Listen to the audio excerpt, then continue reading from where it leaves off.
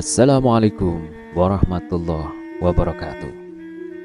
Masih bersama kami di channel Kenyataan Hidup. Pada kesempatan kali ini, saya akan menceritakan Kerajaan Kandis. Mungkinkah Atlantis yang hilang? Dama merupakan nama istana Kerajaan Kandis. Secara turun-temurun, cerita ini masih tetap ada dan disampaikan dari generasi ke generasi. Masyarakat Lubuk Jambi meyakini istana ini masih ada, namun tertimbun dan sudah tertutupi oleh hutan yang lebat atau lenyap dari pandangan manusia. Dalam ceritanya, lokasi istana Dama ini pada pertemuan dua sungai. Diyakini istananya masih utuh karena peradaban Kandis sudah sangat maju. Peralatannya terbuat dari emas, perak, dan perunggu. Cerita istana Dama mirip dengan cerita benua Atlantis yang pertama kali ditulis dalam sebuah dialog karya Plato. Di sana dikatakan ada negeri subur, makmur, dan berteknologi maju. Negeri itu hancur karena bencana alam.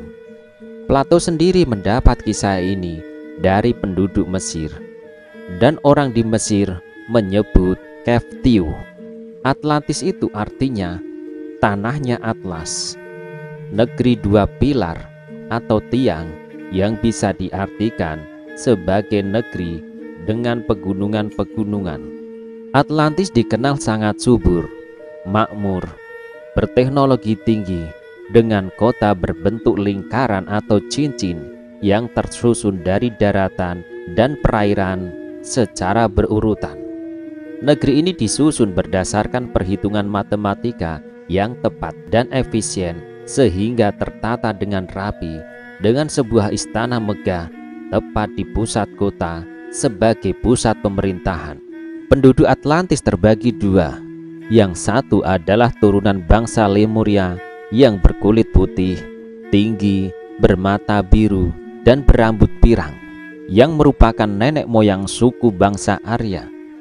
Sedangkan satunya lagi berkulit coklat atau hitam, relatif pendek, bermata coklat, dan berambut hitam. Penelitian mutakhir yang dilakukan oleh Ariso Santos menegaskan bahwa Atlantis adalah wilayah yang sekarang disebut Indonesia. Setelah melakukan penelitian selama 30 tahun, Santos menampilkan 33 perbandingan seperti luas wilayah, cuaca, kekayaan alam, gunung Merapi, dan cara bertani, yang akhirnya menyimpulkan bahwa Atlantis itu adalah Indonesia. Sistem terasisasi sawah yang khas Indonesia menurutnya ialah bentuk yang diadopsi oleh Candi Borobudur, piramida di Mesir, dan bangunan kuno Aztec di Meksiko. Menurut penelitian Santos, pada masa puluhan ribu tahun yang lalu, wilayah negara Indonesia merupakan suatu benua yang menyatu, tidak terpecah-pecah dalam puluhan ribu pulau seperti halnya sekarang. Santos menetapkan bahwa pada masa lalu itu Atlantis merupakan benua yang membentang dari bagian selatan India, Sri Lanka, Sumatera, Jawa, Kalimantan, terus ke arah timur dengan Indonesia sebagai pusatnya. Di wilayah itu terdapat puluhan gunung berapi yang aktif dan dikelilingi oleh samudra yang menyatu bernama Oriental, terdiri dari Samudra Hindia dan Samudra Pasifik. Teori Plato menerangkan bahwa Atlantis merupakan benua yang hilang akibat letusan gunung berapi yang secara bersamaan meletus. Pada masa itu sebagian besar bagian dunia masih diliputi oleh lapisan-lapisan es. Dengan meletusnya berpuluh-puluh gunung berapi secara bersamaan yang sebagian besar terletak di wilayah Indonesia, maka tenggelamlah sebagian benua dan diliput oleh air asal dari es yang mencair. Di antaranya letusan Gunung Meru di India Selatan dan Gunung Semeru atau Mahameru di Jawa Timur. Lalu letusan gunung berapi di Sumatera yang membentuk Danau Toba dengan Pulau Samosir yang merupakan puncak gunung yang meletus pada saat itu. Letusan yang paling dahsyat di kemudian hari adalah Gunung Krakatau yang memecah bagian Sumatera dan Jawa dan lain halnya serta membentuk selat dataran Sunda. Atlantis berasal dari bahasa Sanskrit Atala yang berarti surga atau menara peninjauan. Plato menegaskan bahwa wilayah Atlantis pada saat itu merupakan pusat dari peradaban dunia dalam bentuk budaya, kekayaan alam, ilmu dan teknologi, dan lain-lain. Plato menetapkan bahwa letak Atlantis itu di Samudra Atlantik sekarang. Santos berbeda dengan Plato mengenai lokasi Atlantis. Ilmuwan Brasil itu berargumentasi bahwa pada saat terjadinya letusan berbagai gunung Merapi itu menyebabkan lapisan es mencair dan mengalir ke samudra sehingga luasnya bertambah. Air dan lumpur berasal dari abu gunung berapi tersebut membebani samudra dan dasarnya, mengakibatkan tekanan luar biasa kepada kulit bumi di dasar samudra, terutama pada pantai benua. Tekanan ini mengakibatkan gempa. Gempa ini diperkuat lagi oleh gunung-gunung yang meletus kemudian secara beruntun dan menimbulkan gelombang tsunami yang dahsyat. Santos menamakannya Henrik Even dalam usaha mengemukakan pendapat berdasarkan kepada sejarah dunia. Tampak Plato telah melakukan kekilafan mengenai letak benua Atlantis yang katanya berada di Samudra Atlantik yang ditentang oleh Santos. Penelitian militer Amerika Serikat di wilayah Atlantik terbukti tidak berhasil menemukan bekas-bekas benua yang hilang itu. Lenyapnya negeri atas disebabkan karena peristiwa besar terjadi, yaitu terjadinya letusan besar dari dua gunung berapi yang mengapit, yaitu Krakatau dan Toba. Saking dahsyatnya, seluruh bumi berguncang hebat sehingga menimbulkan tsunami yang maha dahsyat, lebih hebat daripada tsunami yang terjadi pada akhir tahun 2004. Gunung Krakatau dan Gunung Toba adalah gunung prasejarah yang berukuran sangat besar. Gunung Krakatau sekarang dan Danau Toba adalah kaldera raksasa yang tercipta akibat letusan tersebut. Letusan Gunung Toba sampai saat ini belum tahu pasti kapan terjadinya. Namun, letusan Gunung Krakatau yang paling dahsyat diketahui terjadi pada tahun 1883 Masehi. Istana Dama menurut Tombo atau cerita bukan tenggelam ke dasar lautan, akan tetapi diduga kuat tertimbun akibat abu vulkanik dari dua gunung yang bersamaan meletus. Lokasi Istana Damna tersebut adalah di Lubuk Jambi, Kecamatan Kuantan Mudik, Kabupaten Kuantan Segigi, Provinsi Riau. Apakah Istana Damna yang dimaksud oleh Plato sebagai bentuk Atlantik? Suatu pertanyaan yang belum terjawab. Pulau Sumatera dan lintasan sejarah Pulau Perca adalah salah satu sebutan dari nama Pulau Sumatera sekarang. Pulau ini telah berganti-ganti nama sesuai dengan perkembangan zaman. Diperkirakan pulau ini dahulunya merupakan satu benua yang terhampar luas di bagian selatan belahan bumi. Karena perubahan pergerakan kulit bumi, maka ada suatu benua yang tenggelam ke dasar lautan dan timbul pulau-pulau yang berserakan. Pulau Perca ini timbul terputus-putus berjejer dari utara ke selatan yang dibatasi oleh laut. Pada waktu itu, Pulau Sumatera bagaikan guntingan kain sehingga pulau ini diberi nama Pulau Perca. Pulau Sumatera telah melintasi sejarah berabad-abad lamanya dengan berbagai kali pergantian nama, yaitu Pulau Perca, Pulau Atlas, Pulau Emas, Pulau Andalas, dan terakhir Pulau Sumatera. Pulau Perca terletak berdampingan dengan semenanjung Malaka yang dibatasi oleh Selat Malaka di bagian timur dan Samudra Hindia sebelah barat sebagai pembatas dengan benua Afrika. Pulau Perca berdekatan dengan semenanjung Malaka, maka jelas daerah yang dihuni manusia pertama kalinya berada di pantai timur Pulau Perca karena lebih mudah dijangkau daripada pantai bagian barat.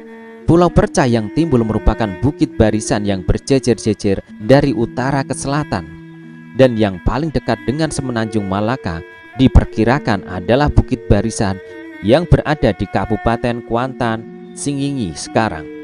Tempatnya adalah Bukit Bakar yang bertalian dengan Bukit Bertabu dan Bukit Selasi.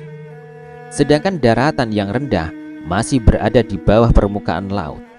Istana Damna sebagai pusat kerajaan Kandis ratusan tahun sebelum Masehi, Bukit Bakar mulai didatangi oleh pendatang yang kurang jelas asal-usulnya. Populasi penduduk makin lama makin berkembang, yang akhirnya memerlukan suatu aturan dalam kehidupan bermasyarakat. Kemudian berdirilah kerajaan Kandis di Bukit Bakar yang diperintah oleh Raja Darmaswara yang disingkat dengan Daswara. Raja Daswara dalam menjalankan roda pemerintahannya dibantu oleh Patih dan Tumenggung serta Menteri Perdagangan. Daswara membangun sebuah istana yang megah sebagai pusat pemerintahan yang diberi nama dengan Istana Damna. Kehidupan ekonomi kerajaan Kandis ini adalah dari hasil hutan seperti damar, rotan, dan sarang burung layang-layang, dari hasil bumi seperti emas, perak, dan lain-lain. Daerah kerajaan Kandis kaya akan emas, sehingga Raja Daswara memerintahkan untuk membuat tambang emas di kaki Bukit Bakar yang dikenal dengan tambang titah. Artinya, tambang emas yang dibuat berdasarkan titah raja. Sampai saat ini, bekas peninggalan tambang ini masih dinamakan dengan tambang titah. Hasil hutan dan hasil bumi Kandis diperdagangkan ke Semenanjung Malaka oleh Menteri Perdagangan DT Bandaro Hitam dengan memakai ojung atau kapal kayu. Dari Malaka ke Kandis membawa barang-barang kebutuhan kerajaan dan masyarakat. Demikianlah hubungan perdagangan antara Kandis dan Malaka selama berabad-abad. Sampai Kandis mencapai puncak kejayaannya, Menteri Perdagangan Kerajaan Kandis yang bolak-balik ke Semenanjung Malaka membawa barang dagangan dan menikah dengan orang Malaka. Sebagai orang pertama yang menjalin hubungan perdagangan dengan Malaka dan meninggalkan sejarah kerajaan Kandis dengan Istana Damna kepada anak istrinya di Malaka dan Kepulauan Riau, Raja Darmaswara memerintah dengan adil dan bijaksana. Pada puncak kejayaannya, terjadilah perebutan kekuasaan oleh bawahan raja yang ingin berkuasa, sehingga terjadi fitnah dan hasutan. Orang-orang yang merasa mampu dan berpengaruh berangsur-angsur pindah dari Bukit Bakar ke tempat lain, di antaranya ke Bukit Selasi, dan akhirnya berdirilah kerajaan Kancil Putih di Bukit Selasi tersebut. Air laut semakin surut sehingga daratan Kuantan makin banyak yang timbul. Kemudian berdiri pula kerajaan Koto Alang di Bontung, Desa Sangau sekarang, dengan Raja Aur Kuning sebagai rajanya. Penyebaran penduduk Kandis ini ke berbagai tempat yang telah timbul dari permukaan laut, sehingga berdiri juga kerajaan Putih Pinang Masa atau Pinang Merah di daerah pantai. Kemudian juga berdiri kerajaan Dang Tuanku di Singingi dan kerajaan Imbang Joyo di Koto Baru. Dengan berdirinya kerajaan-kerajaan baru, maka mulailah terjadi perebutan wilayah kekuasaan yang akhirnya timbul peperangan antar kerajaan. Kerajaan Koto Alang memerangi kerajaan Kancil Putih.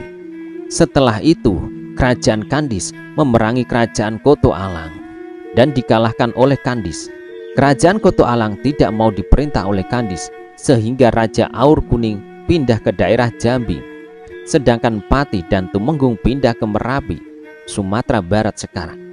Kepindahan Raja Aur Kuning ke daerah Jambi menyebabkan sungai yang mengalir di samping kerajaan Koto Alang diberi nama Sungai Salo, artinya Raja Buka Selo, karena kalah dalam peperangan. Sedangkan Patih dan Temenggung lari ke Gunung Merapi, di mana keduanya mengukir sejarah Sumatera Barat dengan bergantian nama. Patih menjadi DT Perpatih Nan Sebatang dan Tumenggung berganti nama menjadi DT Ketemenggungan. Kedua tokoh inilah yang menjadi tokoh legendaris Minangkabau. Setelah kerajaan Kandis mengalahkan kerajaan Koto Alang, Kandis memindahkan pusat pemerintahannya ke Taluk Kuantan oleh Raja Darmaswara. Perpindahan pusat pemerintahan Kandis ini disebabkan oleh bencana alam yang mengakibatkan Istana Dama hilang tertimbun tanah atau mungkin oleh perbuatan makhluk halus yang menghilangkan istana dari pandangan manusia. Istana Damna yang hilang ini pernah diperlihatkan pada tahun 1984 kepada 7 orang lubu Jambi yang waktu itu mencari gua sarang layang-layang atau walet yang dipimpin oleh seorang guru tarekat yang bergelar Pokiyah Lunak. Mereka melihat istana lengkap dengan pagar batu di sekelilingnya. Pada tahun 1986, untuk kedua kalinya, pagar istana diperlihatkan kepada 3 orang yang sedang mencari rotan. Berita penemuan istana ini menyebar dan besok akhirnya banyak penduduk pergi ingin melihatnya, namun tidak ditemukan lagi. Begitulah sebagai bukti istana yang hilang yang bernama Istana Damna sebagai peninggalan sejarah Kerajaan Kandis, satu kerajaan yang tertua di Indonesia. Demikianlah sekelumit ulasan tentang Kerajaan Kandis. Mungkinkah Atlantis yang hilang? Semoga cerita ini dapat menambah sedikit wawasan akan keberagaman sejarah Nusantara. Apabila terdapat kesalahan dalam pengucapan atau versi dan masukan, jangan ragu untuk mengoreksi kami di kolom komentar.